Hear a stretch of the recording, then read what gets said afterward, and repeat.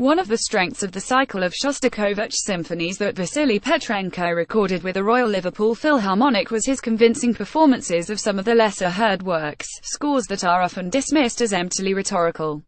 One of those, the 12th Symphony, was the main work in Petrenko's visit to the proms with the Oslo Philharmonic, whose chief conductor he has been now for 4 years.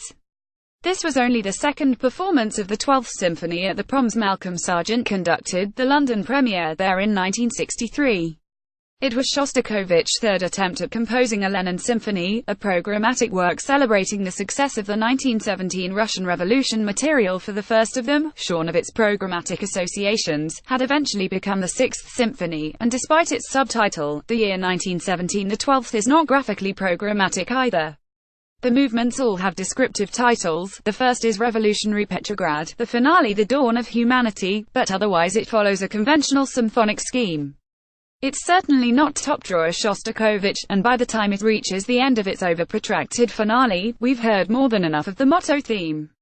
But the best of the symphony is well worth hearing. Petrenko ratcheted up the tension thrillingly in the first movement and allowed the wind soloists the space to make the most of their opportunities in the slow second, even if he couldn't do much to mitigate the repetitiousness of what comes later.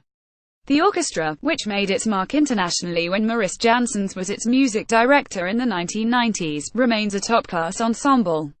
It had already had a chance to show what it could do in the 1919 suite from Stravinsky's Firebird Ballet. A moment of raggedness in the Infernal Dance stood out only because it was such an outlier, even though Petrenko kept things on a tight rein, and then created just the right glitzy backdrop for leaf over Anson's performance of Rachmaninoff's Fourth Piano Concerto.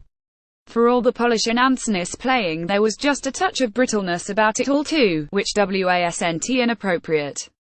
Available on iPlayer until the 28th of September. The proms continue until the 9th of September.